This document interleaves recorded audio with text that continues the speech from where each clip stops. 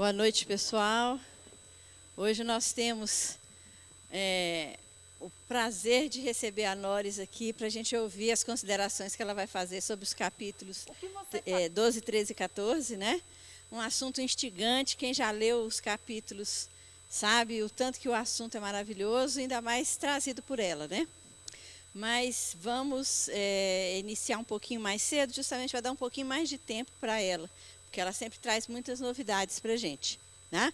Eu vou chamar a Leila aqui para fazer a abertura, uma leitura do Evangelho e uma prece inicial para que a gente possa dar início aos trabalhos. Boa noite. Aqueles que dizem Senhor, Senhor. Nem todos os que dizem Senhor, Senhor entrarão no reino dos céus, mas somente o adentrará quem faz a vontade de meu Pai que está nos céus. Muitos irão dizer-me neste dia: Senhor, Senhor, não profetizamos em teu nome? Não expulsamos os demônios em teu nome e não fizemos muitos milagres em teu nome? E então eu lhes direi em voz alta: afastai-vos de mim, vós que praticais a iniquidade. Assim, todo aquele que ouvir essas palavras que eu digo e as praticar, será comparado a um homem sensato, que construiu sua casa sobre a rocha. E quando a chuva caiu, e os rios transbordaram, e os ventos sopraram e precipitaram-se sobre esta casa, ela não caiu, porque estava alicerçada na rocha. Mas aquele que ouvir essas palavras que digo e não as praticar, será semelhante a um homem insensato, que construiu sua casa na areia. E quando a chuva caiu, e os rios transbordaram, e os ventos sopraram e precipitaram-se sobre essa casa, ela tombou, e foi grande sua ruína. Aquele, pois, que violar mesmo o menor desses mandamentos e que ensinar aos homens a violá-los, será considerado o último no reino dos céus. Mas aquele que cumpri-los e ensiná-los será grande no reino dos céus. Vamos então fechar os olhos. Vamos pedir as bênçãos de Deus, visualizando e mentalizando a imagem de Jesus aqui conosco nessa noite, agradecendo por esse momento, por estarmos aqui, sendo abrigados por essa casa, na presença de nossos amigos encarnados e desencarnados, para que tenhamos mais uma noite de luz, de iluminação, de muita sabedoria, para adquirirmos, aceitarmos esse conhecimento e, principalmente, colocarmos em prática no nosso dia a dia. Vamos pedir que a Noris seja iluminada, intuída, para que passem tudo aquilo, os conhecimentos e as palavras que precisamos ouvir nesse momento, para que a gente coloque no nosso dia a dia mais luz, mais a prática, para a gente edificar realmente a nossa fé e a nossa casa sobre essa rocha do nosso conhecimento, da verdade e do exemplo. Que assim seja.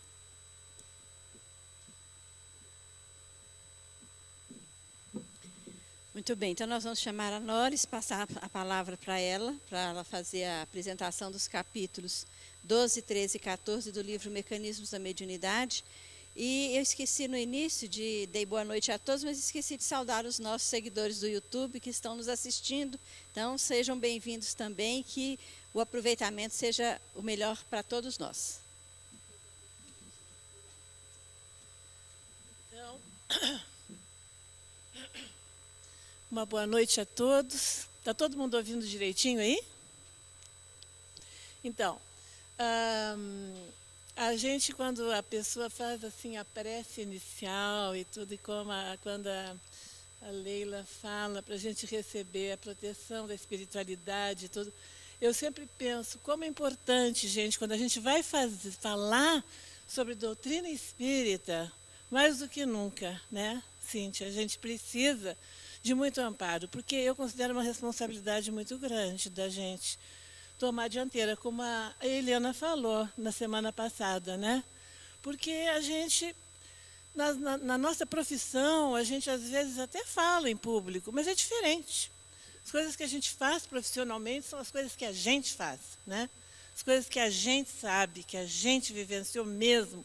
Mas o Espiritismo deixa a gente assim. Então, eu espero realmente que eu tenha condições de passar a ideia hoje para vocês. Nós vamos falar, a Cíntia falou que quer ser hipnotizada hoje. Então, eu espero que eu possa meio que hipnotizar vocês, né? Vamos fazer com que a gente consiga acompanhar. Eu tive sorte, eu acho que na semana passada, a Eliana e todos os que me antecederam falaram sobre coisas bem mais complicadas, sabe?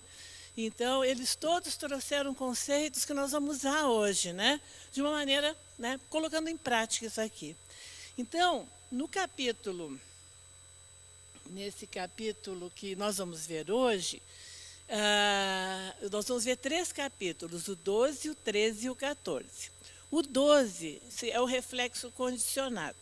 Então, a gente já viu nos capítulos anteriores, especialmente no que passou, eu vou repetir as palavras de André Luiz aqui. Sempre que pensamos, expressando o campo íntimo na ideação e na palavra, na atitude e no exemplo, criamos formas de pensamento, ou imagens moldes, que arrojamos para fora de nós, pela atmosfera psíquica que nos caracteriza a presença. Então, nós projetamos esse pensamento e interagimos com todos os espíritos encarnados e desencarnados que se encontram conosco. Então, toda vez que a gente projeta esse pensamento, ele se afiniza com aqueles que estão no nosso mesmo tipo de onda e ele retorna para a gente, acrescido, né, de coisas que vêm daquelas outras mentes que estão interagindo conosco. Então, nós hoje entramos nesse capítulo que fala do reflexo condicionado, e até aqui, então, ficou claro que a nossa mente, ela vibra na onda de estímulos e pensamentos com que se identifica. E gera um potencial eletromagnético de forças mentais, que espontaneamente esse potencial assimila as correntes mentais que se harmonizam com o nosso tipo de onda. E o que acontece é uma troca mental, né? Essa troca mental, ela só depende única e exclusivamente da simpatia que se estabelece entre a gente, que emite o pensamento, e os demais, que a gente se sintoniza e que retorna para a gente, acrescido daquelas coisas que dizem respeito àquelas mentes que estão compatibilizando pensamentos conosco, né? Então, esse serviço de troca, ele independe da distância, né? Não importa se a gente está próximo, muito próximo ou muito longe, né? A distância que nos separa não influencia em nada.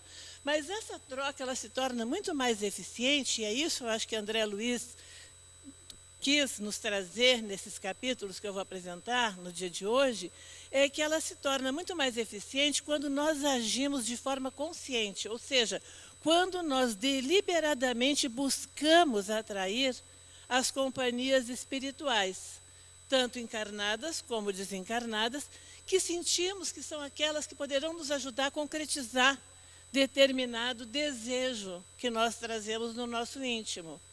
Então, é importante que a gente entenda isso e que olhe este capítulo, esses 3 capítulos que a gente vai olhar hoje com esse devido respeito, com esse processo do hipnotismo, não é? Porque André Luiz deixa claro depois por que ele trouxe este exemplo do hipnotismo para nos fazer essa conexão com o fenômeno mediúnico.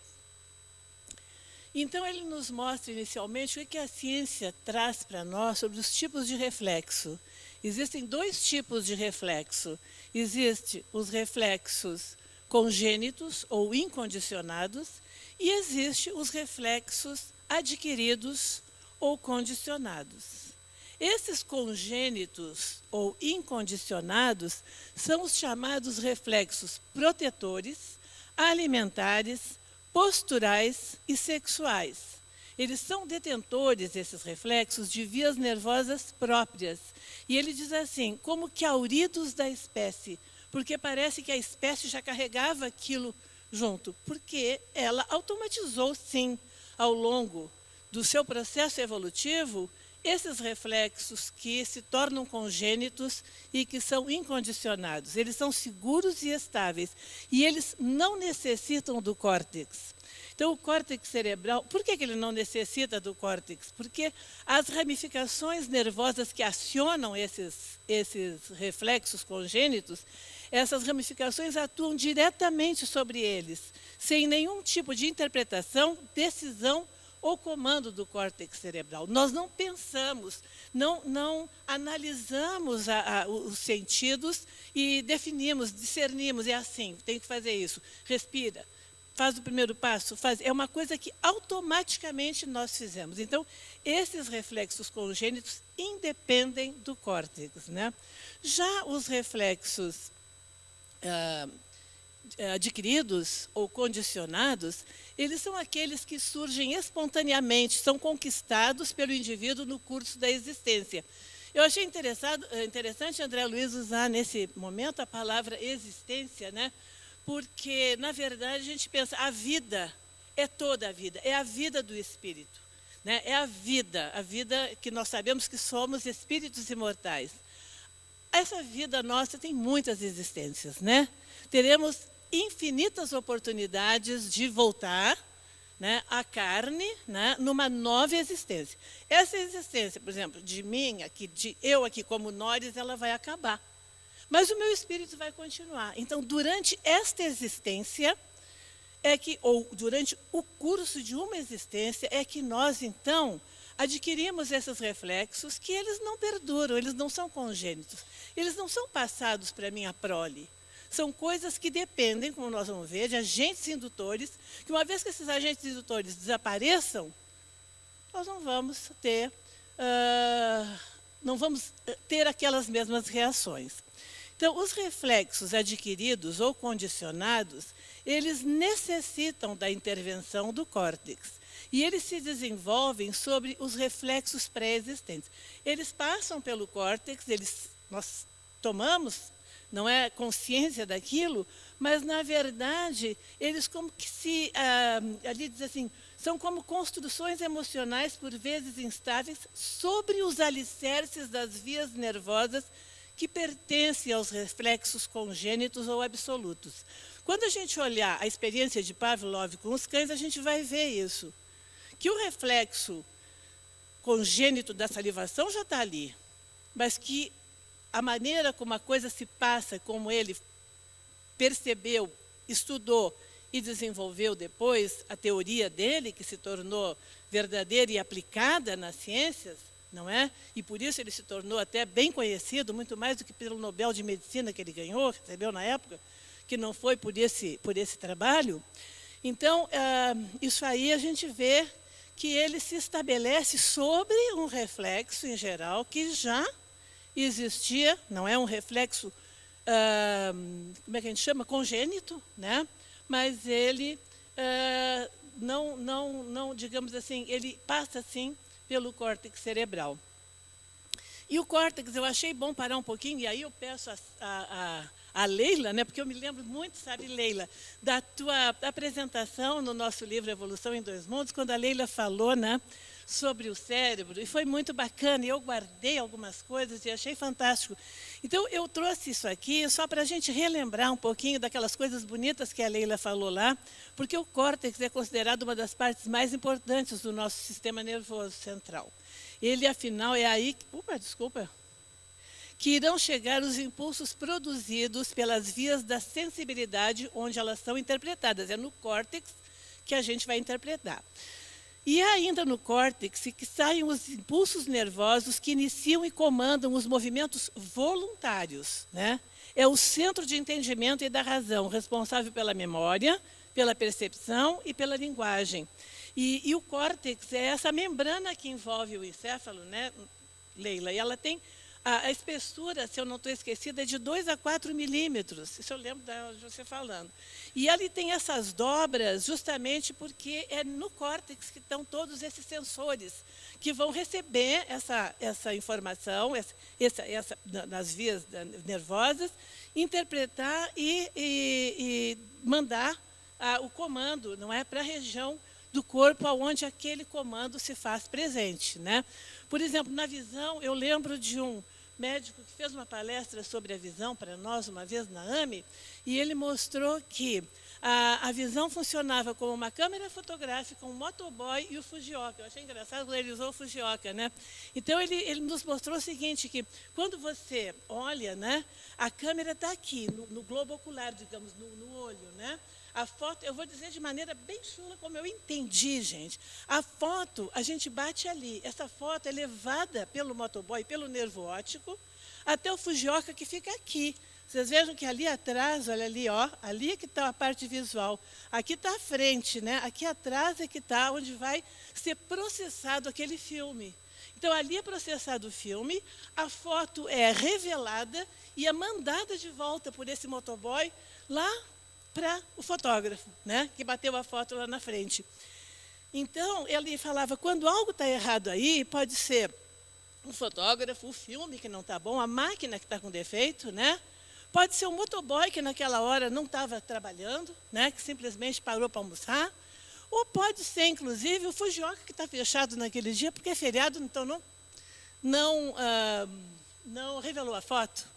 Então, a gente vai olhando essas coisas do cérebro e realmente são fantásticas, são maravilhosas a gente ver como o cérebro da gente é uma máquina perfeita, servindo de intermediário para todas as coisas da mente, não é? E mandando isso tudo para o nosso corpo, através daquela maravilhosa glândula pineal, né? Então, a experiência de Pavlov, né?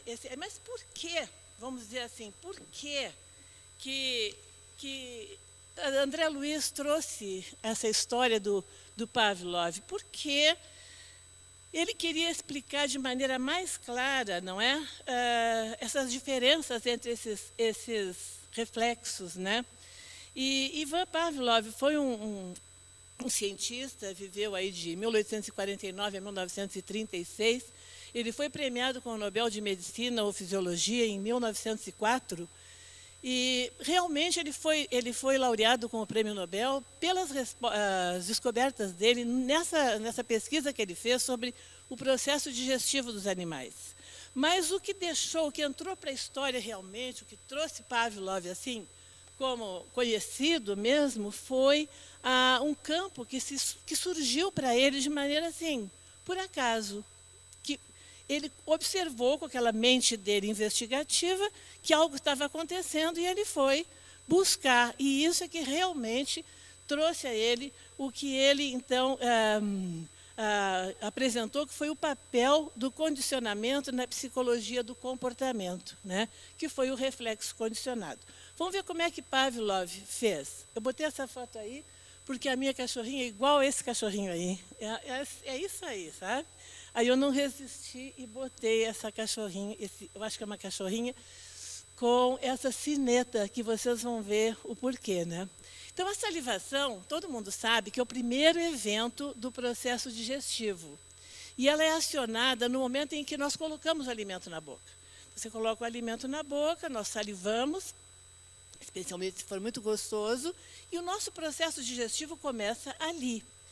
E o que Pavlov percebeu nessa pesquisa que ele estava fazendo sobre o processo digestivo dos animais? Ele estava estudando a saliva dos cães, ele trabalhava com cães, e ele percebeu que, com o passar do tempo, a salivação dos animais passava a ocorrer muito antes, não é? Do momento em que o animal começava a sua alimentação. Então, a salivação passava a ocorrer diante de situações e estímulos que antecediam o processo digestivo. Ele percebeu que, às vezes, a própria presença, a chegada do tratador, do moço que chegava com um jalequinho branco, já provocava a salivação. O animal ficava babando ali já, entendeu? Eu saio perto daqui, eu tenho a mania de fugir do microfone. Me avisem. Então, realmente, isso acontecia, né? E ele, como era muito curioso, ele resolveu, então, fez um experimentozinho. falou, está acontecendo alguma coisa aqui, deixa eu fazer uma experiência, não é? E aí ele escreveu direitinho o projetinho dele, como é que ele ia montar aquele experimento, né? E foi assim que ele teorizou e anunciou o mecanismo do condicionamento clássico, algo que, no final das contas, passou a ser muito importante na psicologia, não é? Tratamento de fobias, é usado em anúncios publicitários, né? E em várias aplicações da medicina e das ciências cognitivas. A gente sabe que a publicidade mesmo usa muito isso, né? Nos condiciona muito, nos mostra algo muito gostoso que nos faz, e junto com aquilo vem uma música, vem uma cena, vem uma pessoa, e assim a gente vai condicionando a nossa decisão em função desses agentes indutores da propaganda, né? E vamos ver aqui. Como é que funcionava isso aí? Isso aí funcionava assim. Toda vez que o animal era alimentado, ele tocava uma sineta.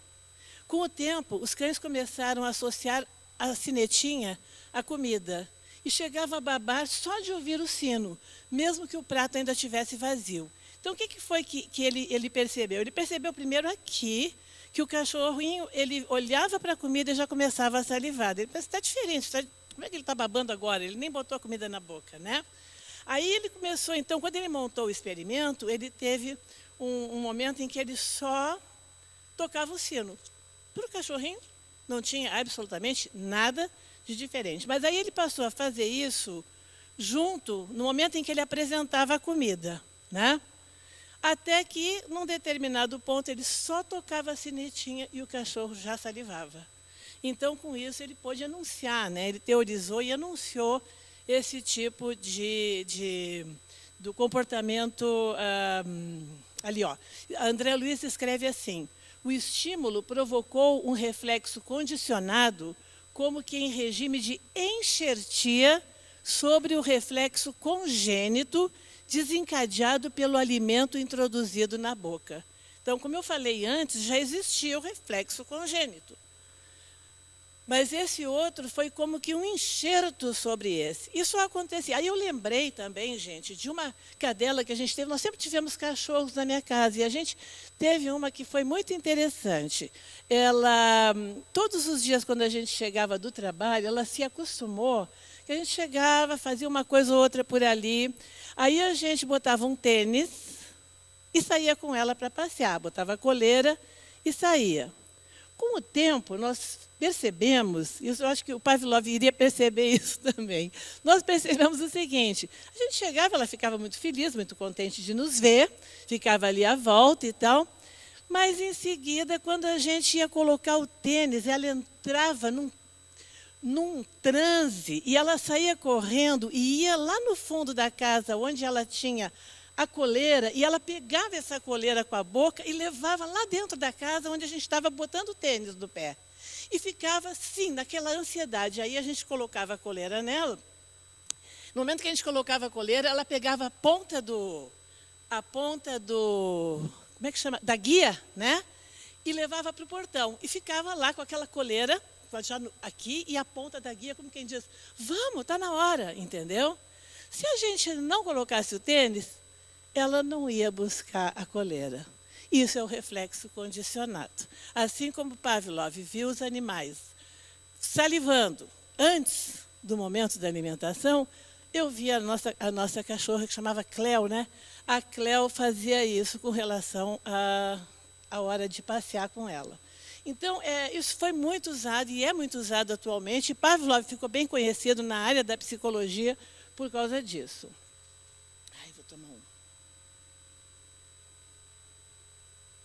E o que levou André Luiz a recorrer a este exemplo, né, dos cães de Pavlov? Simplesmente, André Luiz queria salientar a importância da ligação dos nossos reflexos psíquicos condicionados em nossas ligações mentais diversas. Ele percebeu que o princípio da reflexão que Pavlov observou nos cães podia ser aplicado aos reflexos psíquicos. Ele viu que não era só do ponto de vista material. Psiquicamente, nós também interagíamos e agíamos da mesma forma. E foi por isso que ele achou interessante trazer para a gente, quando ele vai explicando para nós o mecanismo do processo mediúnico, não é? Como se estabelece o processo mediúnico nos seres humanos. Então, André Luiz escreve assim: é nesses reflexos condicionados da atividade psíquica que principiaram para o homem de pensamentos elementares os processos inconscientes da conjugação mediúnica. Porquanto, emitindo a onda das ideias que lhe são próprias, ao redor dos temas que lhe sejam afins, exterioriza na direção dos outros as imagens e estímulos que acalenta consigo, recebendo depois sobre si mesmo os princípios mentais que exteriorizou, enriquecidos de outros agentes que lhe sintonizem com as criações mentais. Quando eu li isso aí, e eu sublinhei ali, o homem de pensamentos elementares, não é? Principiou os processos inconscientes da conjugação mediúnica, eu lembrei automaticamente do capítulo 17 do livro Evolução em Dois Mundos, que até era teu, lembra, Cíntia? Mas a Cíntia não pôde apresentar esse capítulo e me pediu. E nesse capítulo, pena que eu deixei o livro lá dentro, não vou buscar agora, mas nesse capítulo, eu vou dizer para vocês, tem um item nesse capítulo que chama Mediunidade Inicial. Vale a pena a gente rever esse item, porque ali mostra como o homem primitivo começou a elaborar esse mecanismo do processo mediúnico em si mesmo, não é? Então, é exatamente aquilo. É nesses reflexos condicionados da atividade psíquica que principiaram para o homem de pensamentos elementares, ainda aquele homem lá, não é? De alguns 1000 anos atrás, não é? Quando ele ainda tinha aquele pensamento tão curto, mas ele vivenciava aquilo ali, e ele começou a aprender pouco a pouco que ele podia sair, ele começou a aprender pelo sonho, inclusive, que ele podia ter vivências outras que não ficavam só no plano da matéria. Foi assim que foi se desenvolvendo lentamente o processo mediúnico. Então, vale a pena ir lá no Evolução em Dois Mundos, capítulo 17, que chama o corpo espiritual, a mediunidade e o corpo espiritual, uma coisa assim. E esse item que chama mediunidade inicial. É muito interessante e enriquece isso aqui que André Luiz falou nesse momento aqui no mecanismo da mediunidade. Então, esses processos de condicionamento, eles têm, digamos assim, os agentes de indução, né? Eu tenho que olhar um pouquinho, ver se eu não fico perdendo coisas assim. Evidencia-se, então, nesse processo todo, a autossugestão, que reforçando uma determinada ligação mental. Daí nós vemos a importância, que a gente vai dar uma olhadinha logo aqui nesse slide, do autopoliciamento, da vigilância de pensamentos e atos, porque todo alvo da nossa atenção se converte em um fator indutivo. Então, vamos ver que alguns exemplos desses agentes de indução. Então, valem como agentes de indução qualquer coisa, tipo uma conversa, uma leitura, uma obra de arte, uma ideia recorrente, não é?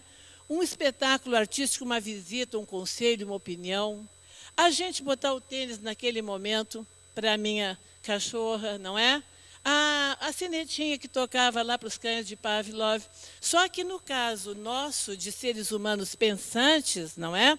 Essa indução tem esse efeito, né, muito mais, digamos assim, poderoso, que é o reflexo psíquico, não é? Aquilo que fica em nós, que é detonado, acionado por conta desses agentes de indução. Eu estava vendo algo na internet que falava sobre aquela música do filme O Tubarão. Vocês todos devem ter visto o primeiro filme da série, que quando o tubarão ia aparecer, naqueles momentos em que eles estavam no meio do mar, naquele barquinho, né, e aquele tubarão terrível, né? Então tocava aquela música, tchan, tchan, tchan, tchan, tchan, tchan, aquela coisa, né? E as pessoas, e a gente já ficava assim, vai aparecer, e daí a pouco aparecia aquele tubarão horrível, com aquela boca enorme, cheia de dentes, e a gente pulava na cadeira de susto, né? Isso é um agente indutor. cantor. Aquilo ficou, né, marcante quando tocava aquela música. Então, esse tipo de coisa que acontece com o nosso psiquismo, né? Então, esses agentes, eles variam de acordo com a natureza que eles caracterizam, e os resultados são tanto mais intensos quanto maior seja a nossa fixação neles. Se eu tiver uma ideia fixa e eu não conseguir me libertar daquilo e for uma ideia prejudicial, deletéria para mim, eu vou ser assediada por outros, encarnados ou desencarnados, que estão, né, vibrando naquela mesma onda minha. Do mesmo jeito, se for uma ideia boa, gostosa, de algo bom que eu estou querendo fazer, de uma coisa boa para os outros, vai ter outros efeitos em mim. Mas é sempre, o policiamento é muito importante. Então, porque nós estamos automaticamente ligados em espírito a todos os encarnados e desencarnados que pensam como nós pensamos, independente da distância. Então, isso, gente, é muito... Depois nós vamos ver aquela ideia tipo, né? E a gente vê como a gente passa, porque nesse momento... deixa eu ver uma coisa, se aqui que diz isso. É quando a gente... você recebe aquela onda vibratória de volta e você plasma, não é, aquela forma pensamento, de uma forma que aquilo afeta a cabeça. Eu lembro também de um outro exemplo, que eu acho isso interessante, porque eu vivi, eu acho que eu já contei isso uma vez, até no nosso grupo de segunda-feira, que eu queria muito fazer meu marido, ele tinha saído para ir no supermercado, eu estava só em casa preparando, assim, adiantando um jantar até para o dia seguinte, que eu ia receber umas pessoas meio importantes, eu estava preocupadíssima. E ele saiu para buscar algumas coisas que eu precisava. E quando ele saiu, naquele tempo não tinha celular. Hoje a gente pega o celular e ele, olha, não esquece de tal coisa, né? Mas quando ele saiu, eu lembrei que eu queria muito que ele trouxesse lâmpadas. Eu já contei isso aqui? Lâmpada, né? E naquela época era só a lâmpada do formatinho, assim, aquele formatinho, né? Que agora tem as LEDs já naquele formato, ainda bem. Então, eu fiquei pensando naquilo, eu digo, eu vou mandar essa mensagem mental para esse homem, né? E eu estou ali na cozinha e eu pensava nele, lá no supermercado, e jogava lâmpada, lâmpada. E pensava na lâmpada, eu pensava na lâmpada, né? E comecei a projetar mentalmente. Quase que todo o tempo que ele teve no supermercado, eu fiquei projetando isso na cabeça do coitado. Lá pelas tantas ele chegou. Quando ele chegou, ele começou a botar as coisas em cima da mesa e eu fui lá e já comecei a tirar, né? Porque sempre tem coisa errada, né? Pede uma coisa, vem outra, pede a marca X, vem a Y, né? E eu fui fazer a minha checagem, né? E ele já sabe que eu sou chata, ele trouxe tudo direitinho. Mas, de repente, eu peguei um troço, era um pacote de pera. A fruta, pera. E eu falei, pera? Por que você trouxe pera? Era uma coisa que onde a gente morava nessa época, pera não era uma fruta boa, era uma fruta sem gosto, sabe? E eu fiquei assim, eu nunca comprava peras nesse lugar. Eu gosto de peras no sul do Brasil, assim, tem umas peras, e essas que a gente compra, portuguesas, né? São maravilhosas. Eu olhei a pera, não estava... Eu falei, por que você trouxe pera? Ele olhou para mim e falou assim, não sei. Eu olhei para a pera e me deu uma vontade de comprar. Aí eu tive que rir, gente, porque eu juro para vocês como isso aconteceu de fato. Fui eu projetando mentalmente aquela lâmpada para o coitado. Ele viu a pera e comprou. Então, isso acontece mesmo. A gente vê na nossa vida, a gente vê quando a gente pensa muito numa pessoa que o telefone toca e é aquela pessoa, não é? A gente tem várias situações na nossa vida que nós percebemos isso, que André Luiz aqui está nos contando, né? Então, o alvo da nossa atenção é um fator indutivo. Então, cuidado, né? Olha a vigilância. Vamos prestar atenção mesmo no que a gente pensa, não é? Vamos prestar atenção nessas coisas assim que a gente fica remoendo muitas horas, uma coisa só, uma coisa só, uma coisa só. Vamos tirar aquilo dali. Vamos pensar em Jesus. Vamos pensar numa praia. Vamos pensar como ela falava no bife acebolado. Quem é que falava? A Derli, né? Vamos trocar a tela mental, né? Então, vamos ver o uso do discernimento, né? Aqui. Esse uso do discernimento, nós já sabemos que essa ligação é tanto mais estreita, quanto mais intimamente a gente está comungando, né? com a atmosfera mental uns dos outros. Mas mesmo sob efeito indutivo muito forte, nós sempre temos escolhas. E as nossas alternativas, mesmo que as nossas alternativas possam ser, por vezes, muito limitadas. Então, por isso que a gente fala, mas eu fui influenciada. Não tem dúvidas, eu não tenho culpa. Temos, porque nós deixamos, não é? Nós que somos os responsáveis pelas decisões nossas, não é? Não podemos culpar o vizinho, nem culpar o outro, nem o marido, nem o filho, nem a amiga, porque somos nós mesmos que tomamos as decisões. E André Luiz diz assim: a liberdade de escolha na pauta das leis divinas é clara e incontestável nos processos da consciência, né? Deixa eu ver onde é que eu estou aqui. Então, vamos ver aqui assim.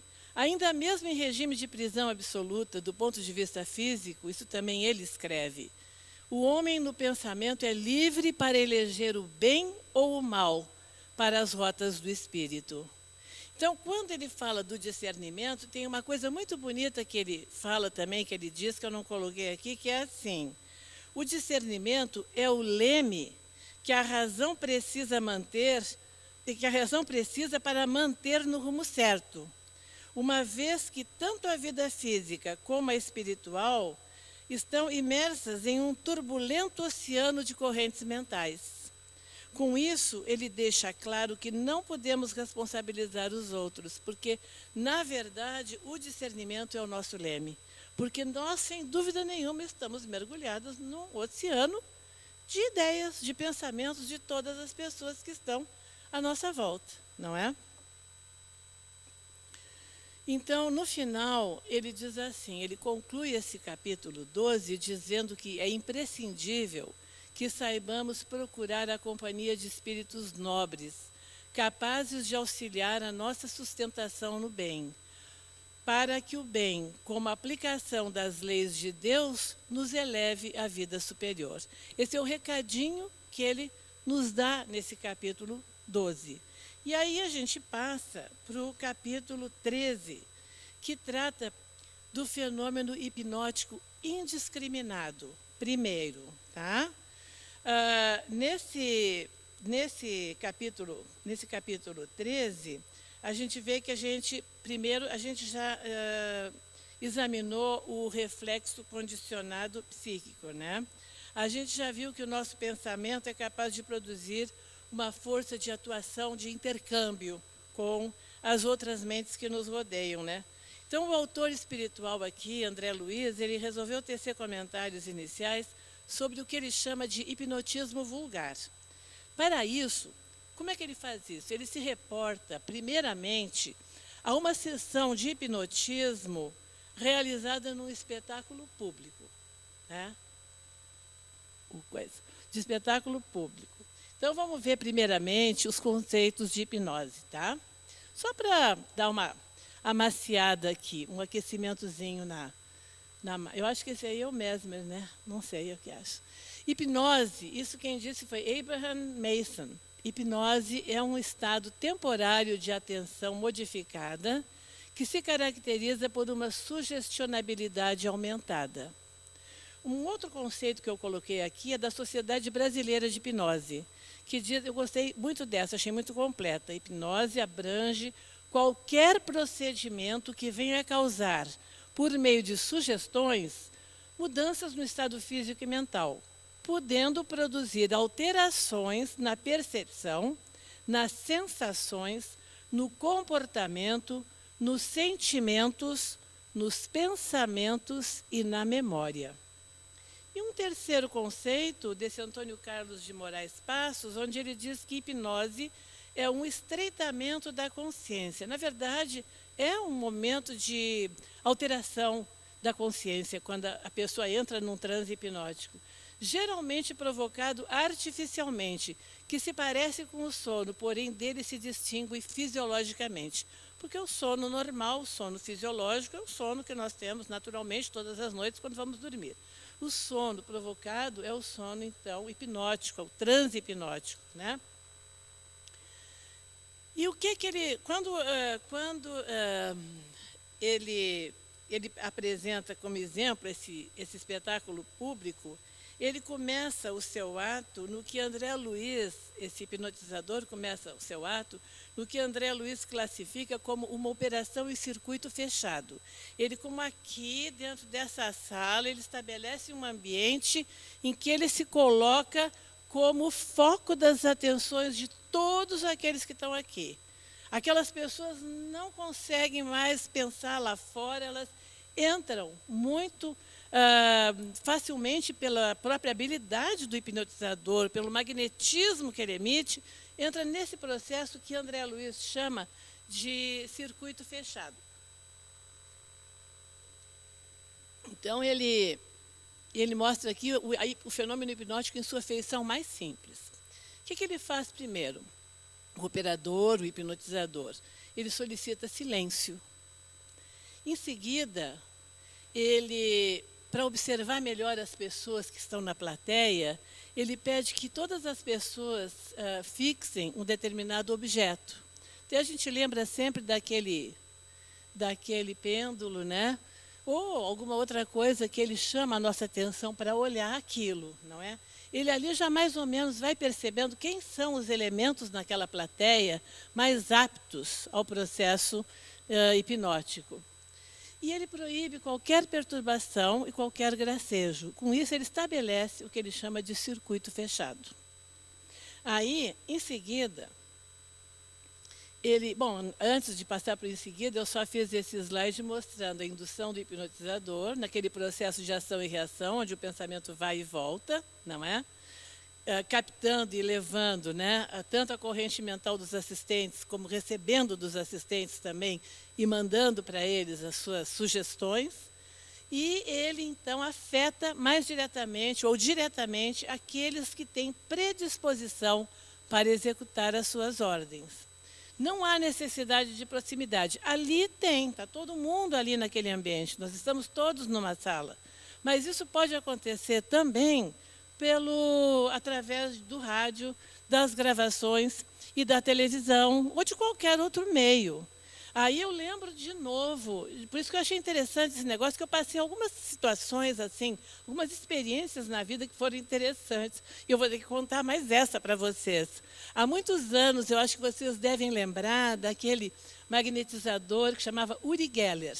Os mais velhos lembram, né?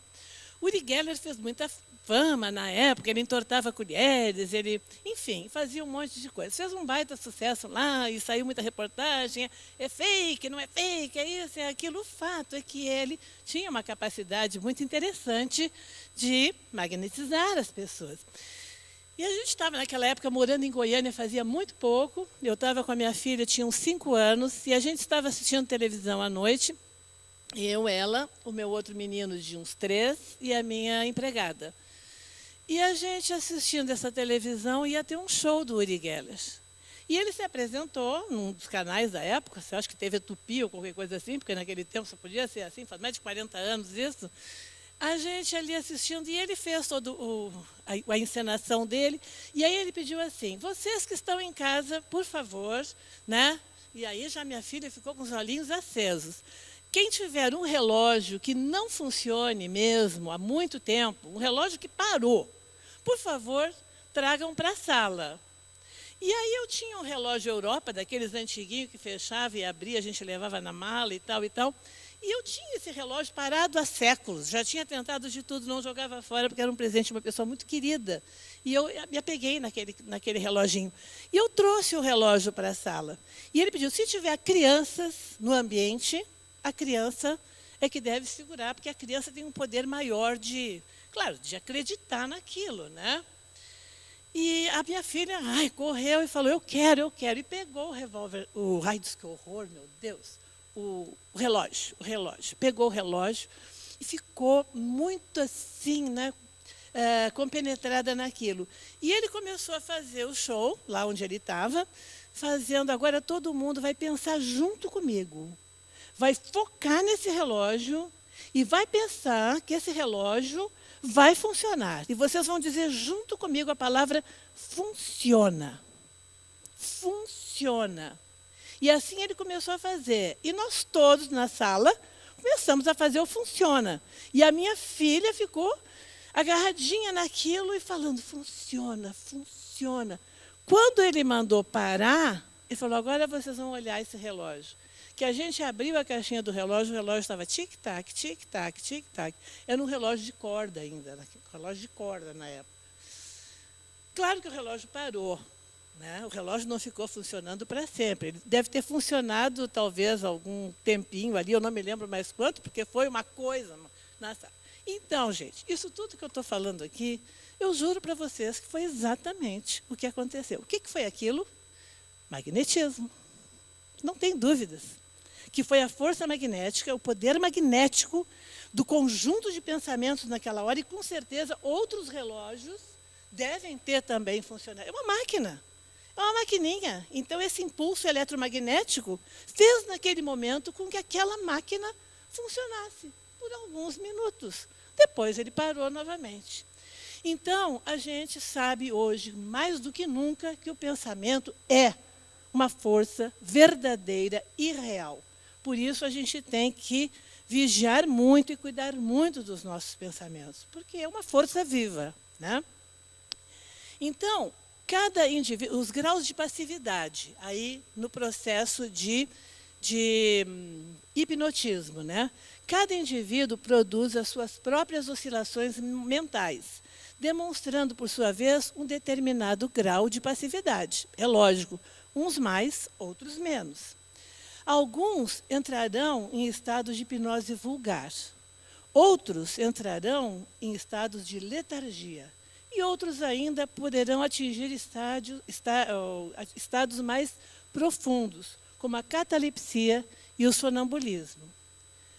Poderá também acontecer o caso no qual não se estabelece a necessária conjugação de forças ondulatórias e o indivíduo não se permite ser hipnotizado. Porque a gente vê muitos casos de pessoas que não conseguem ser hipnotizadas. Simplesmente elas não entram naquela conjugação de forças ondulatórias que promove que aquela sugestão vá e volte para ela com aquela força magnética que o magnetizador ou hipnotizador é capaz de inferir sobre a nossa mente, né?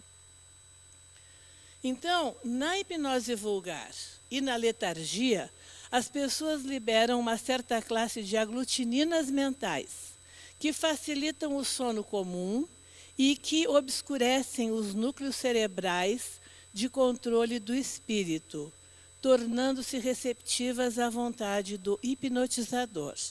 Eu te confesso, sabe, Cíntia, que eu procurei muito, eu não entendi exatamente o que ele quis dizer aí quando ele fala obscurecem os núcleos cerebrais de controle do espírito. E eu fui atrás de alguma coisa que pudesse me trazer mais luz aqui. E eu não consegui, mas eu acho que eu ainda vou conseguir. Mas eu coloquei aqui exatamente as palavras que André Luiz colocou lá, né? E essa obscurecência desses núcleos cerebrais de controle do espírito nos tornam mais receptivos à vontade do hipnotizador.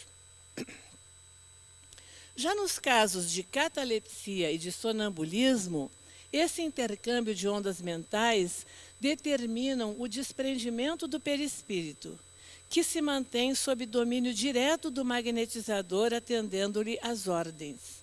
Então, é interessante que André Luiz vai trazendo tudo isso para nós, para lá no outro capítulo ele mostrar como isso se conjuga com as forças mediúnicas. Então, por que ele traz o hipnotismo? Porque é por meio do hipnotismo que ele vai conseguir nos explicar o que acontece no mecanismo mediúnico. Essa parte da ideia tipo e reflexos individuais, ela é bem interessante. Deixa eu ver se eu tenho alguma coisinha aqui que eu gostaria de falar. Vamos ver aqui. O hipnotizador lança uma ideia tipo, e a mente dos passivos o atende em sintonia, mas exteriorizam a ideia de acordo com os seus reflexos individuais. Então, a ideia vem. Eu estou totalmente à mercê do hipnotizador. Eu me rendi à ação do hipnotizador. Eu recebo a sugestão dele com muita boa vontade. Mas eu só sou capaz de externar aquilo de maneira perfeita de acordo com o meu próprio conhecimento anterior daquilo. E vocês vão entender um pouquinho melhor agora no decorrer disso aqui, quando falar da aula de violino. Porque ele, então, nessa aula de violino, ele sugere, o hipnotizador sugere aos que se encontram ali, aos passivos, no caso, que eles se encontram numa aula de música e que devem ensaiar o violino nessa aula de música. Em poucos segundos, os passivos plasmam a ação, com tanto realismo quanto são individualmente capazes. Alguns farão movimentos harmoniosos, enquanto outros exibirão gestos grotescos. Os sujeitos demonstrarão diferentes graus de passividade. Então, é lógico que uma pessoa que nunca tocou num instrumento, quando ele tentar executar essa tarefa, ele vai fazer do jeito que ele entende.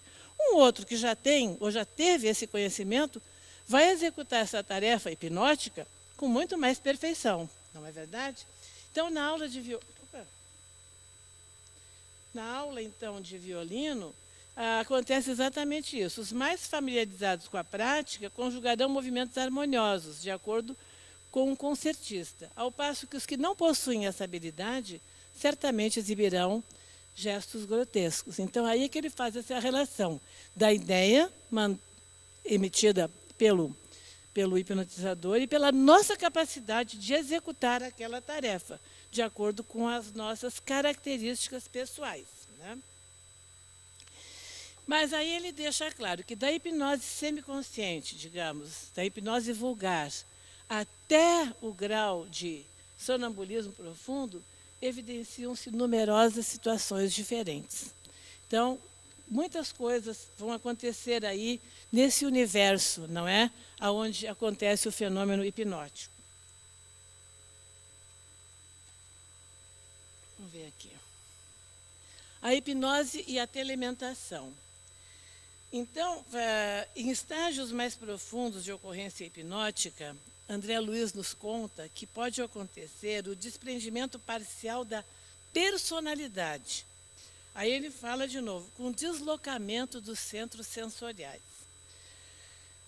Ainda assim, o hipnotizado permanece controlado pela onda positivada pela vontade do hipnotizador e pode, nesse momento, representar o papel de alguma personalidade conforme a sugestão do hipnotizador. Então, o hipnotizador, Wanda, você vai fazer aqui, personificar aqui o Michael Jackson, por exemplo. Então, vamos ver como é que o hipnotizado ou passivo vai executar essa tarefa, né? Em determinados, então, é o que diz aí, não é? É por esse processo de telementação. Então, o que é telementação? Nada mais do que a influência de uma mente sobre a outra, né?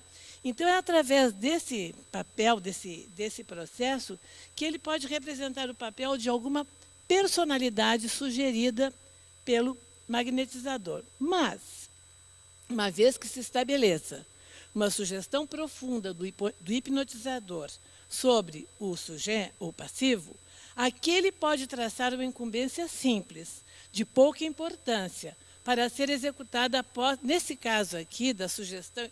Desculpe, eu deixei de falar uma coisa aqui na hipnose e na telementação.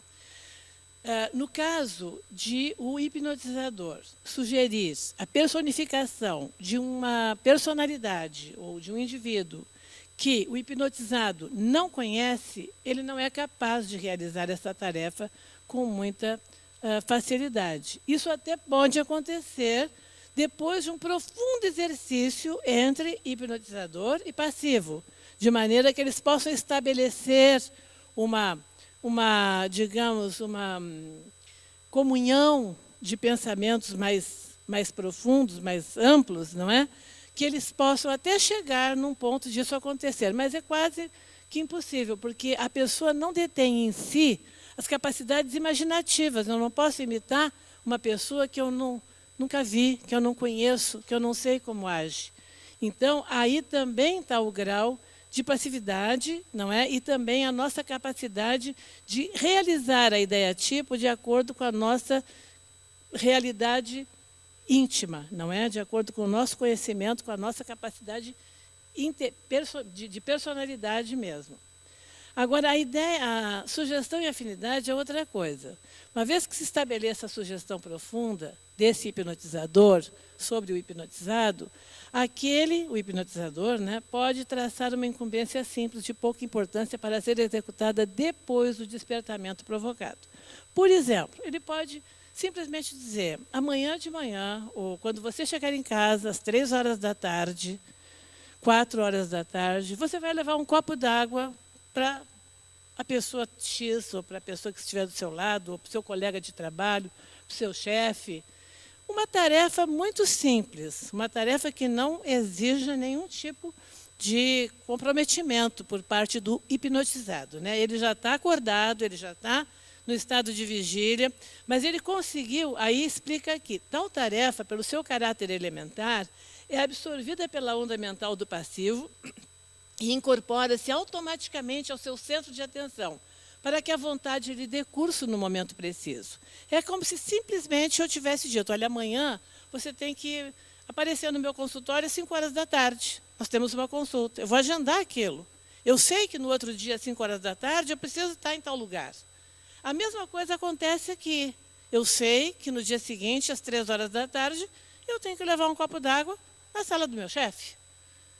Por quê? Eu não sei. Quem me pediu, eu não tenho ideia, mas eu não estou me perguntando isso. Eu simplesmente executo aquela tarefa porque eu sei que eu tenho que fazê-la, né? Sob efeito ainda do magnetizador que já está longe de mim. Se a sugestão envolver processos de mais alta responsabilidade da consciência, isso não vai acontecer tão facilmente. Para que haja sintonia nas ações que envolvam um compromisso moral, é imprescindível que a onda do hipnotizador se case perfeitamente com a onda do hipnotizado. Então, não é qualquer coisa que o hipnotizador vai mandar o hipnotizado fazer que ele vai fazer. Algo que vá contra os seus princípios morais, ele não vai executar. Então, isso aí é muito interessante. Agora, se a onda mental de um e de outro estão perfeitamente homogêneas, nada impede que ele não realize determinada tarefa, né? Agora nós vamos entrar no capítulo 14. Eu tenho uns 10 minutinhos mais, porque o capítulo 14, apesar de ser muito interessante, porque é onde eu vou hipnotizar vocês, né? Mas o capítulo 14, ele é simples, é mais rápido, né? É bem gostoso o capítulo 14. Então, vamos ver um pouquinho aqui o capítulo 14. Vamos ver o que eu botei no início aqui do capítulo 14. O que eu escrevi aqui, se tem alguma coisa que eu gostaria de acrescentar aqui. Então, a gente viu o fenômeno do hipnotismo em um espetáculo público, mas suponhamos que neste espetáculo público, o magnetizador tem impressionado muito o público. As pessoas gostaram da ação desse hipnotizador. Inclusive, esse hipnotizador passou respeito, segurança, né? E as pessoas gostaram de como ele se... E uma pessoa em especial ficou especialmente motivada e vai procurar esse magnetizador num outro dia. Essa pessoa que vai procurar o magnetizador é um indivíduo que tem uma doença nervosa. E ele sofre muito com isso. E ele vai buscar esse hipnotizador em busca da cura para esse mal que ele aflige, né? Então, ele vai lá. Então, vamos ver os pródromos. Começa o capítulo 14 com os pródromos da hipnose, ou seja, os fatores iniciais, aqueles que promovem que o transe hipnótico, né, ocorra. A primeira coisa mais importante é a capacidade desse hipnotizador de nutrir a confiança popular. Ele precisa passar confiança. A pessoa que vai em busca dele, como esse sujeito vai, ele vai porque ele confiou. Um segundo ponto é a predisposição e o desejo dessa pessoa, né, em ser hipnotizado. Ele vai em busca disso porque ele quer muito que isso aconteça, então ele está apto, ele está predisposto a ser hipnotizado.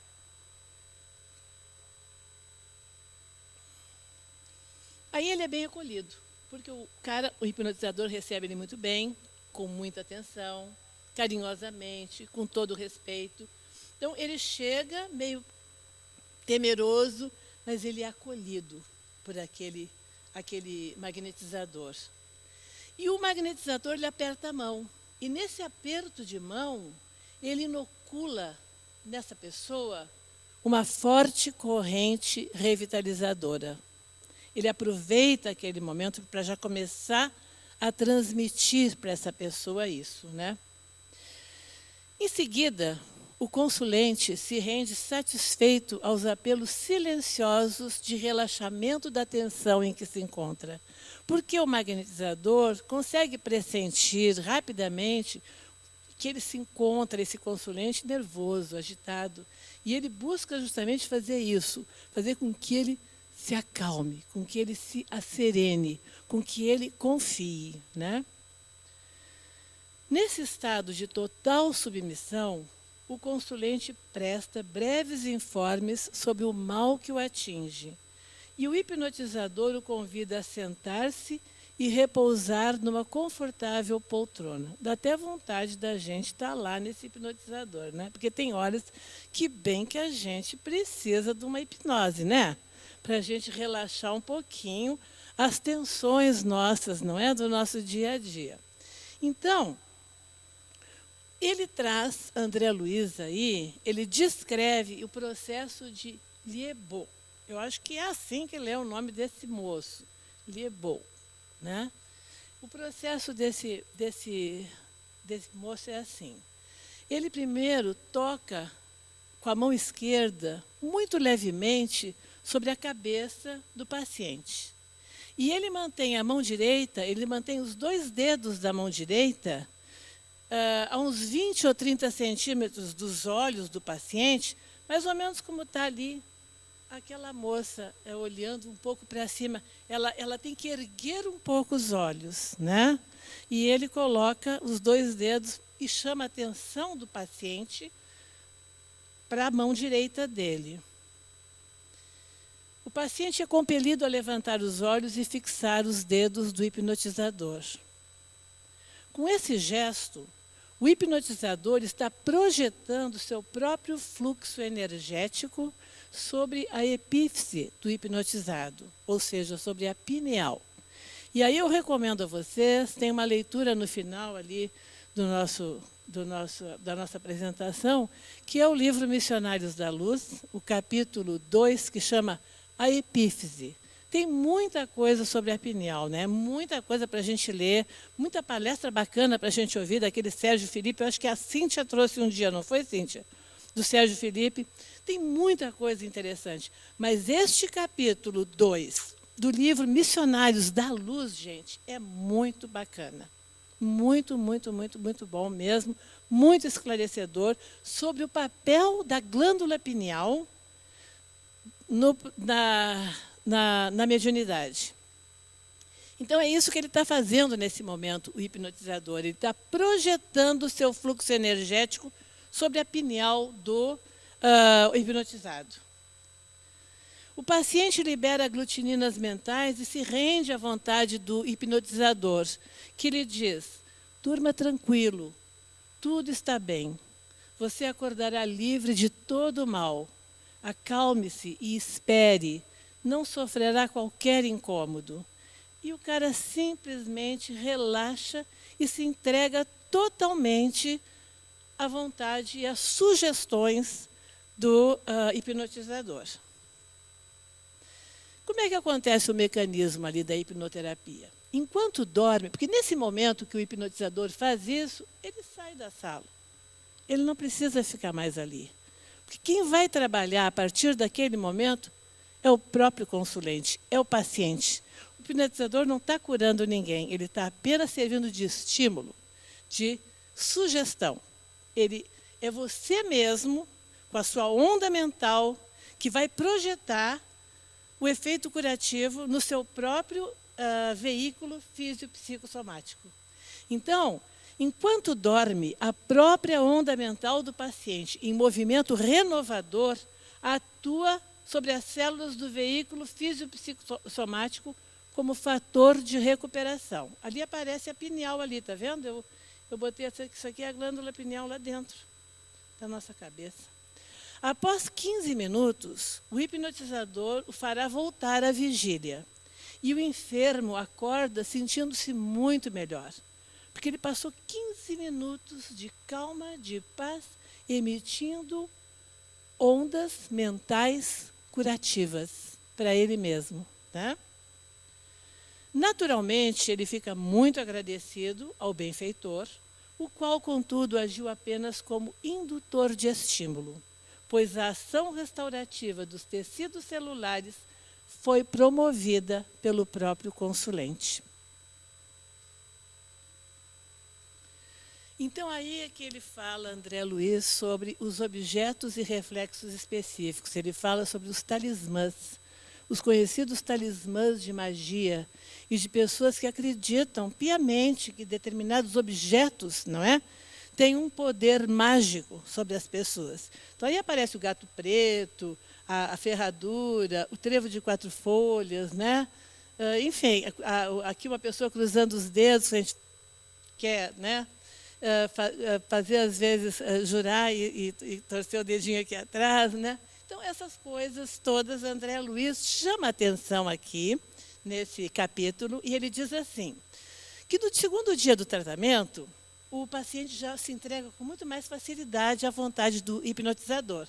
Ele basta reencontrar o hipnotizador que ele já entra no reflexo condicionado.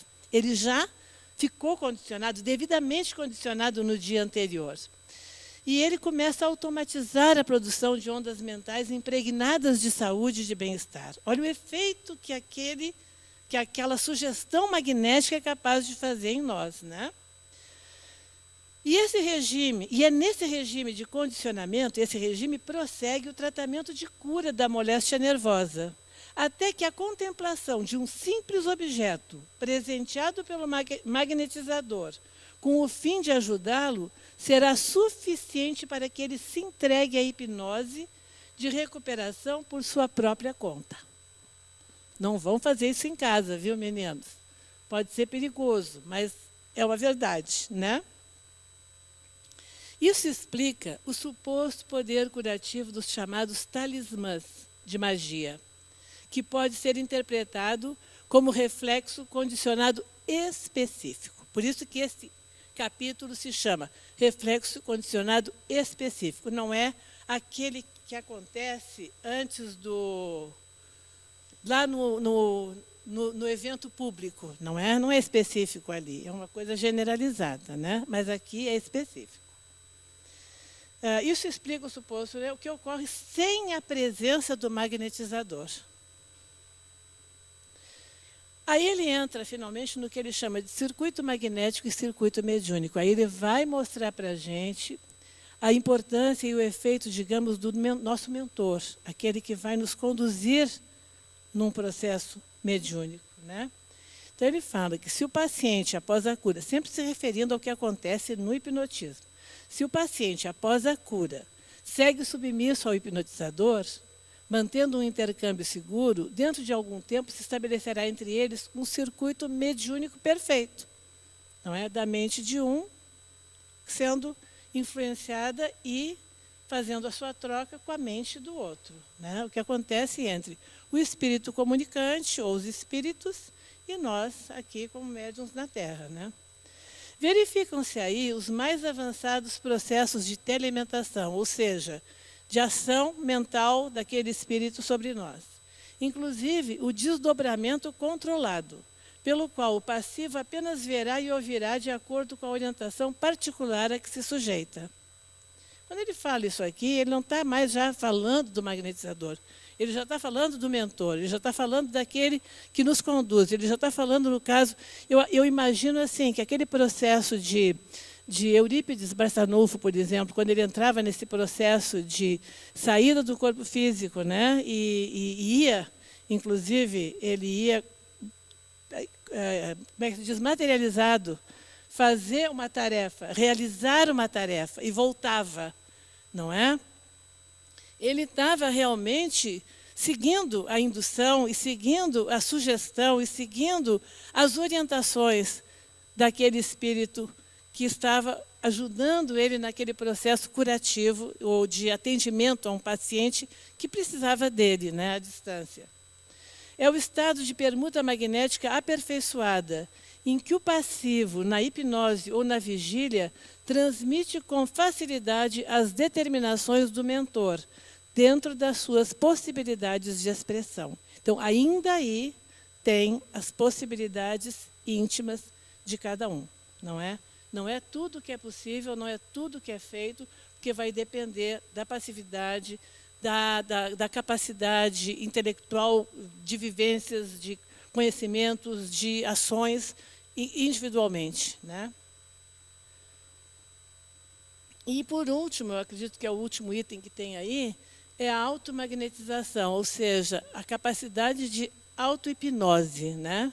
Quando o magnetizador e passivo não têm mais contato, mas o passivo, continua interessado no progresso espiritual que conquistou, ele poderá cair em hipnose ou letargia, catalepsia ou sonambulismo. Eu não sei cadê o fundo desse slide, mas não tem importância. Por intermédio de profunda concentração das energias mentais, na lembrança dos fenômenos a que se submeteu junto do magnetizador. Ele pode, inclusive, afastar-se do corpo físico em plena consciência para entrar em contato com entidades encarnadas e desencarnadas de mesma condição. Aí é que eu me lembrei do Eurípides, porque Eurípides saía do corpo físico ainda em estado de vigília, né, para fazer esses atendimentos. Ou ainda, por si mesmo, pode provocar certa categoria de fenômenos físicos, como o faquirismo oriental. Neste caso, a própria vontade do operador exerce ação sobre as células físicas e extrafísicas, estabelecendo acontecimentos incomuns para o mundo rotineiro dos 5 sentidos. E eu não sei se vocês já viram um faquir. Eu vi. Eu era criança, eu vi isso também. Na minha cidade tinha um faquir. E a gente foi ver esse faquir. Ele ficava dentro de uma redoma, né, deitado numa cama de pregos. E ele tinha só enrolado no corpo uma bandagem, uma coisa assim, na zona sexual. O resto ele estava totalmente nu, deitado nessa cama de pregos. Eu olhei, achei muito interessante, mas eu era criança, só com o tempo que eu fui perceber que aquilo era uma coisa muito incomum. E isso os faquires são capazes de fazer, como caminhar sobre as brasas, como engolir o fogo, como enfiar facas no corpo, não é? Com perfeito domínio mental, né, sobre as suas células. Então, isso é o que ele chama aqui, André Luiz é que fala isso aqui, que alguns podem provocar até fenômenos físicos, como o faquirismo. Neste caso, a própria vontade do operador não tem mais o magnetizador. É ele mesmo se auto-magnetizando, se auto-hipnotizando, né? Ele exerce ação sobre as células físicas e extrafísicas, estabelecendo acontecimentos incomuns no que a gente imagina dos nossos 5 sentidos. Então, tem muito mais coisas, né, gente, entre o céu e a terra, do que a gente é capaz de acessar, né, de imaginar. Então, André Luiz faz uma recomendação nesse capítulo. Ele diz assim: a utilização dos fenômenos hipnóticos serve neste livro simplesmente para explicar os mecanismos da mediunidade e não para induzir os companheiros do espiritismo a praticá-los em suas tarefas, porquanto o nosso objetivo primordial é o serviço da doutrina espírita, que devemos tomar por disciplinadora de todos os fenômenos que nos rodeiam, na esfera das ocorrências mediúnicas, a benefício de nossa própria moral. Então, ele chama a nossa atenção para isso. Não vamos, não é, usar esse tipo de faculdade na parte, digamos, nas nossas tarefas espíritas. E com isso eu encerro esses 3 capítulos de hoje e agradeço a atenção de vocês e gostaria de saber se alguém teve experiências semelhantes às minhas, não é? Se alguém pôde, não é? Ou a qualquer dúvida, qualquer também, digamos assim, adições, não é? No que foi falado aqui. Por favor. Muito bem, gente. Obrigada, Nores. Tá. Posso sair daqui? Não, pode ficar aí, por favor. Se alguém quer falar alguma coisa. A Carolina. Deixa eu ir lá.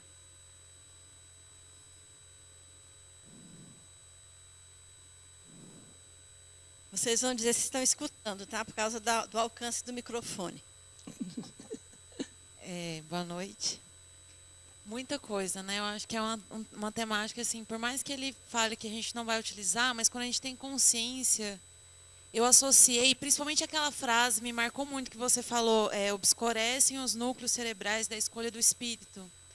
Eu associei isso à questão do discernimento que você tinha falado antes, né? Que às vezes, e aí eu associei às mídias, ao que é passado na televisão, nas redes sociais, que até ela tinha falado na semana passada. Então, às vezes, assim, esse hipnotismo ele acontece o tempo inteiro. Tanto que a publicidade se utiliza, qualquer tipo de oratória, não só política, mas qualquer tipo de oratória que faz esse tipo de hipnotismo. E quando a gente tem consciência, a gente pode se esquivar disso, se livrar, né? E você falou de experiência, e eu associei ao discernimento, porque hoje eu passei por uma situação assim, eu tinha uma reunião, e aí até chegar o momento dessa reunião, quando eu vi a pessoa com quem eu tinha essa reunião, a pessoa estava xingando pelos corredores. E eu tive uma manhã maravilhosa, sabe quando você está bem, em paz, e era já à tarde. E aí a prece, né? Aí eu falei, não, espera aí que eu vou só ali buscar um café, mas eu ia fazer uma baita de uma prece, claro. Eu falei, eu não quero aquilo para mim. Quando a gente sentou para fazer essa reunião, a pessoa, ela ficou por uns 5 minutos sem saber o que falar. E aí eu tô protegida. Então, aí você assim, se sentiu culpado. Eu associei isso, e falando um pouquinho dessa questão do discernimento e ligando ao que ela tinha falado das redes sociais, aquele vídeo muito interessante sobre limpar a nossa mente, eu acredito que tem muito a ver com isso. Porque esse hipnotismo, ele é lançado para nós o tempo inteiro. Para comprar as coisas, para assistir as coisas, para ter tal ou tal opinião. E aí eu lembrei, porque eu tinha lido, acho que antes eu tinha relido a parte no Livro dos Médiuns que fala daquela experiência sobre a influência dos espíritos, né? E daquela experiência na ópera, quando um médium vidente vê que tinha um espírito e ele faz as 2 moças levantarem. Então, assim, quantas vezes a gente não é induzido... Com certeza. Por estar, como é que fala? Não está precavido, né? Uhum. Então, é invigilante. Então, assim, é muita coisa. Não estou tentando resumir, porque foi caindo muitas fichas, assim, né? E acho que as experiências dos dias. Mas mais sobre isso, principalmente aquela parte, eu associei ao discernimento. Porque, às vezes, obscurece e a gente não consegue discernir o que é minha opinião e o que está vindo para eu absorver. Você entendeu melhor do que eu esse pedacinho aí, não é? Mais alguém? Mas sabe, é verdade. Como é teu nome? Carol? Carol. É isso que André Luiz quer dizer. É isso que ele quer trazer para nós com esses capítulos onde ele fala sobre a hipnose, né? Justamente esse tipo de... Ele mostra pela hipnose o que acontece com a gente no nosso dia a dia. Que digamos que não é uma hipnose, mas é um reflexo condicionado. Está nos condicionando. A gente vê uma moça muito bonita fazendo não sei o quê, usando um determinado produto, e a gente quer usar o mesmo produto para ficar tão linda quanto ela, né? Continuar jovem, continuar bonita, não é? Tudo isso são condicionamentos. Mas a gente aceita o que a gente quer, não é, Carol? A gente é senhora de si mesmo para poder discernir, com certeza. O Nores, quando eu li esses capítulos, pouca coisa entendi, viu? Mas agora ficou tão fácil. Que mágica é essa? Não, mas esses capítulos são mais fáceis. Eu acho que eu saí lucrando com esses 3 capítulos. Eles são bem mais tranquilos da gente falar sobre eles, da gente explicar sobre eles, né? Ele agora, é tranquilo. Eles são melhores, sim, esses capítulos. Foi por isso. Essa é a mágica. Essa mágica. Eu vi uma vez, eu não lembro qual foi o local, mas é um trabalho feito no Oriente, no Japão, China, não sei. A pessoa com câncer terminal e chegam 4 pessoas que é um grupo de indutores, vamos dizer assim. Faz sugestão para a pessoa num trabalho mental para poder ela curar o câncer dela.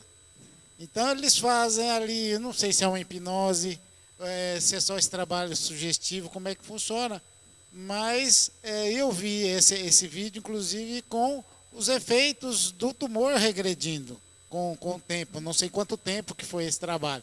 E chega a curar, e esse grupo é famoso lá nesse país, né? Então, pelo que você estava me explicando, isso aí é plenamente possível, esse trabalho tem Pelo como menos ser André feito. Luiz nos diz assim, né? Esse último capítulo 14 fala exatamente sobre isso, né? Sobre essa capacidade nossa, como ele fala, o hipnotizador ali não fez nada. Quem fez foi o próprio consulente, que emitiu, claro que o caso dele era muito mais simples, não era um tumor cancerígeno, né? Até que ponto nós conseguimos esses efeitos, né? Eu não sei, mas com certeza é isso que você falou que André Luiz conta aqui para gente. Tom. Oi, Noris. Parabéns à sua suavidade no falar, nos ajuda a entender Fala melhor, mais né? alto, porque eu estou surda desse ouvido. Então, Estou dizendo que o seu modo de falar nos deixa assim... A gente vai entrando na história, né? Assim, o jeito tranquilo. Mas eu fiquei numa duvidazinha aqui. Na realidade, me levou a pensar diferente. Porque eu não li o capítulo tão aprofundado, então eu queria deixar para que você talvez me esclarecesse. Falar da telementação aqui, no finalzinho diz assim, verificam-se aí os mais avançados processos de telementação, inclusive o desdobramento controlado. E diz no parágrafozinho embaixo assim, ó, é o estado de permuta energética aperfeiçoada em que o passivo, na hipnose ou na vigília, transmite com facilidade as determinações e o propósito do mentor. Aí eu fiquei pensando aqui, ele passou a ser uma marionete. Esse mentor aqui, a palavra mentor, geralmente nos induz a pensar que é sempre um ponto positivo. Mas nós podemos ter uma condução que pode nos levar a um processo ruim aqui. Eu não sei se você percebeu isso no livro. Uma coisinha a mais depois, seguindo aí, não diz que tudo depende do, como é que é? Dentro da capacidade da pessoa. Não, depende, tem uma coisa que diz ali. Tem uma frase aí, eu fiquei pensando. Deixa eu ver se eu acho ali o que eu coloquei aqui. Essa frase, não, ali na frente, pode Tem descer. alimentação, peraí. Eu fiquei pensando, aqui do jeito que está escrito, como eu não li o livro, assim, o capítulo com profundeza, eu entendi Eu que não estou achando até alimentação. Eu teria que é lá na página azul, naquele azul lá. É o azul? É o azul, na última frase do azul. Não Pode é esse descer. aqui, Não, vai descendo no último lá. É o outro, né? Vai passando. Esse azul Aqui. aí, no último lá. Verificam-se aí Aí. os mais da telementação, inclusive o desdobramento controlado, pelo qual o passivo apenas verá e ouvirá de acordo com a orientação particular a que se sujeita. Ele está meio marionete ali. É isso aí. E é o estado de... Mas isso é o estado de permuta magnética aperfeiçoada em que o passivo, na hipnose ou na vigília, transmite com facilidade... Aí ele está falando outra coisa. Transmite com facilidade as determinações do mentor dentro das suas possibilidades de expressão. Mas Então, isso você a vê gente que esse pode- primeiro capítulo, esse primeiro ali está falando do hipnotizador, não é? E esse aqui está falando do mentor. Isso. Esse mentor, essa palavra aí, nos induz a pensar que é sempre o lado positivo da hipnose, no circuito mediúnico. Mas essa ação, ela pode ser conseguida, extrapolada, eu posso extrapolar aqui, para uma ação negativa de alguém. Podia...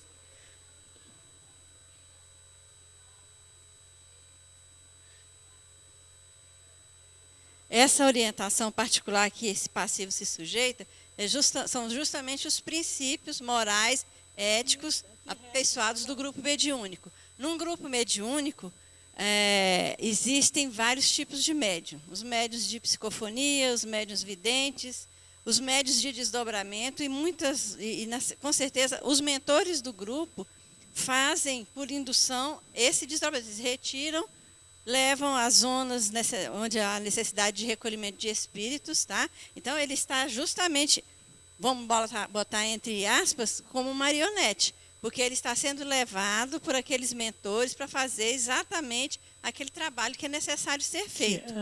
Se aquele médium, naquele dia, ele não está bem preparado, talvez ele não possa nem ir. E se for, vai dar trabalho, pode voltar com sensações ruins, tá? Pode, inclusive, trazer impressões desnecessárias que vão prejudicar a condução do seu dia a dia. Outras vezes, não é nem permitido que o médium se lembre das coisas que viu fora do corpo físico. E isso acontece demais nos trabalhos extra-sala mediúnica que continuam a ser realizados durante o nosso sono físico. Porque a gente sabe, por experiência, talvez não com tanta profundidade agora, até sabendo um pouco mais, que esses trabalhos que são desenvolvidos no dia do trabalho mediúnico, eles continuam durante o nosso sono físico. Certeza. Nós somos, inclusive, muitas vezes alertados pelo mentor do grupo, para nos prepararmos antes de dormir, né? Para podermos trabalharmos com isso daí da melhor forma possível. Se ninguém tiver mais nenhuma observação a fazer, não sei se era nesse sentido que o Tom estava falando. Foi legal, né, Cíntia? A Cíntia, com a experiência mediúnica dela, né, traz um aporte interessante nisso aí. Justamente isso aí. Nós temos hoje em dia, sobre todos os 3 capítulos hoje nos remetem a muita coisa. Estava conversando com a Leila, antes do trabalho começar. Como que a gente, agora, participando desse estudo, a gente está observando o que a gente pode fazer com o pensamento, com a onda mental que a gente é capaz de emitir. Como que a gente pode pensar na lâmpada e, de início, fazer com que a pessoa traga uma pera, mas se a gente exercitar, essa pessoa vai trazer uma lâmpada. Por quê? Gente, o que acontece aí com o jogo da baleia azul?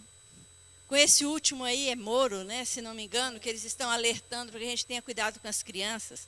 O que Hitler fazia com as multidões? Que onda mental é essa? Que poder magnético é esse? Que ele era um hipnotismo em massa. E ele não precisava nem estar presente, como ela aqui nos falou, né? Então, por algum motivo, nós estamos aqui juntos estudando isso com mais profundidade, para entendermos e compreendermos de que maneira nós vamos interferir ou influenciar nesse processo na pequena coletividade onde nós estamos atuando, na casa espírita, no ambiente de trabalho. Olha lá, a prece hoje o que fez, né? Hoje eu cheguei aqui cedo, antes de todo mundo pedir o seu Antônio aqui para abrir a porta, fui lá para dentro.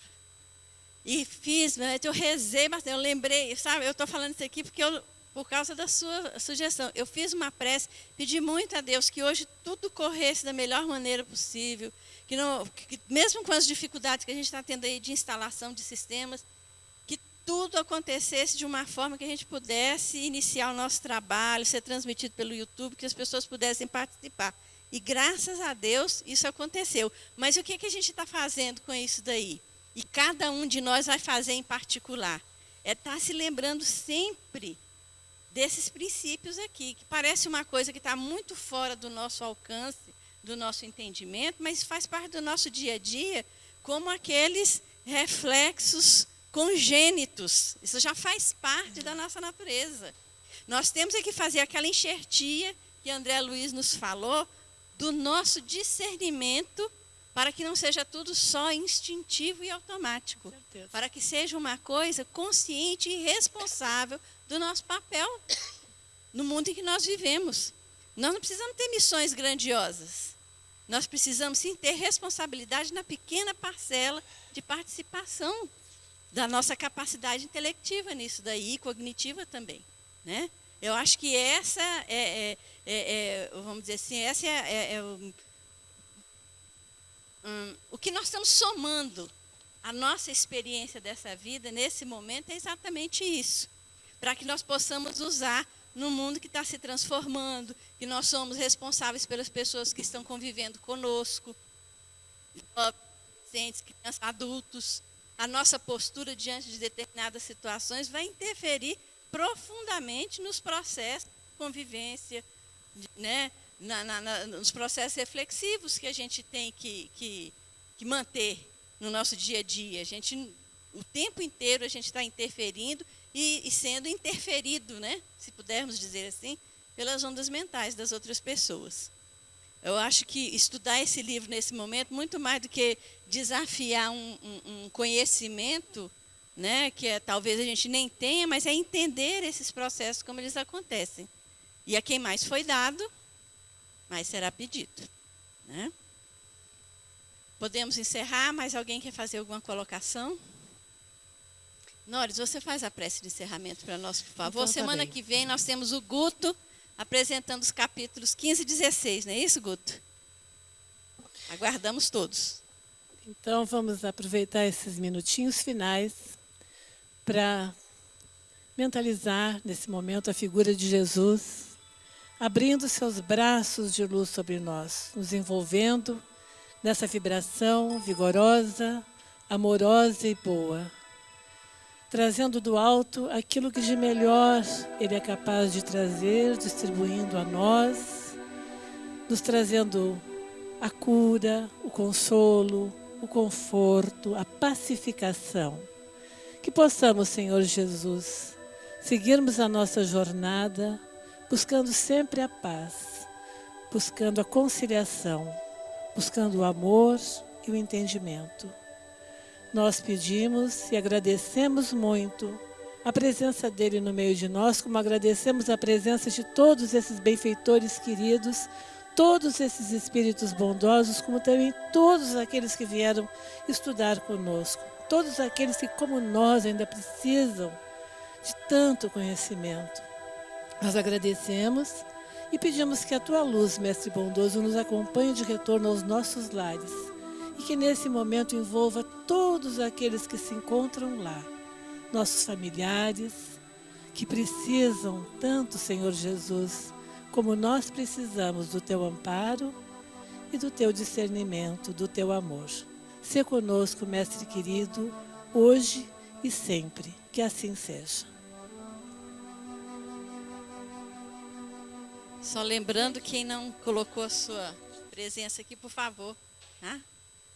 Eu acho que o último... Vocês viram que tinha as referências, né? Ali. Mas a gente tem isso no blog também, né, Cíntia? Todo mundo pode buscar depois.